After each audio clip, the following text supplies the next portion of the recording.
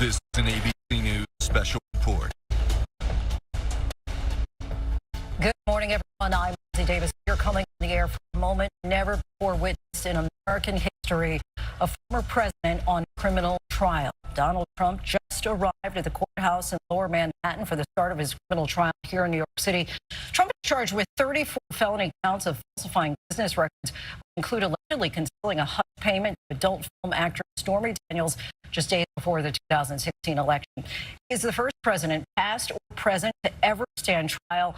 And this is the first of 4 cases for Trump and his legal team. Trump is trying to juggle his legal battles at the same time he is running for president. I want to get right to ABC's Aaron Katersky, who's outside of the courthouse for us in Lower Manhattan. And Aaron, of course, we've been talking about how this is unprecedented, but just give us a sense of what you're seeing out there, what you're witnessing on the streets of Manhattan.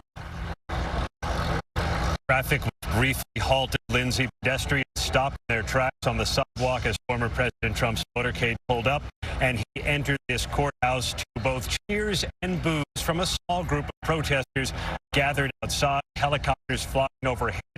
He is, after all, the former president and the Republican nominee in 2024, so the security is extra. Everything about this is extra. On one hand, a criminal defendant going inside this courthouse to stand trial is nothing new. The courthouse has seen all manner of mobsters and murderers. The country has never seen anything like this. A former American president on trial as a criminal defendant. Trump is now headed up to the 15th floor of the courthouse, where he's going to enter a rather drab, dreary room.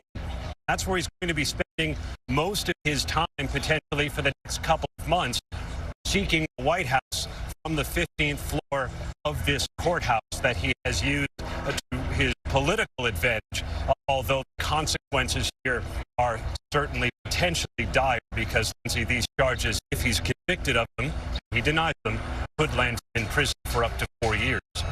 And, of course, we just saw moments ago him leaving Trump Tower before making that trek downtown to the courthouse. I know we've talked about before prospective jurors are even brought in today. The judge may start with a brief hearing. What would that be about? This would be about the potential former President Trump decides to testify. If that happens, and he said he's thinking about it, the prosecutors want to ask him all manner of potentially embarrassing questions about his sex life, about civil cases where he's been held liable for sexual assault and defamation of E.G. Carroll, of civil business fraud, and the defense wants the judge to set limits on what prosecutors could ask. This is called a second-of-all hearing. It's common in New York State Court. A defendant is thinking of taking the stand in his own defense, and it may precede the start of jury selection. But once that gets underway, prospective jurors carrying their jury summons who have been through security are going to walk into that courtroom, see the former president, and wonder whether they'll be picked to sit in judgment of him. And Aaron, before we let you go, jury selection expected to last how long? Be up to 2 weeks if necessary. The potential jurors are being asked 42 questions to weed out any potential bias. The lawyers here know everybody in that room has heard of Donald Trump. The question is whether their view of him can get in the way or not of being fair and impartial, Lindsay. Aaron Katersky for us. Want to now bring in our trial attorney and ABC legal contributor, Mr. Brian Buckbeyer. Brian, give us a sense of how difficult it's going to be to select a jury in this case.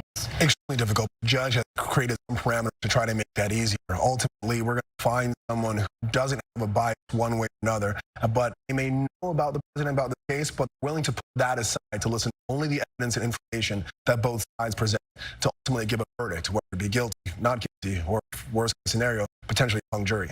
So many people will be watching. Brian Buckbeyer, we appreciate your expertise here. And coverage continues on ABC News Live and ABCNews.com. We'll have complete details on World News Tonight with David. For now, I'm Lindsay Davis.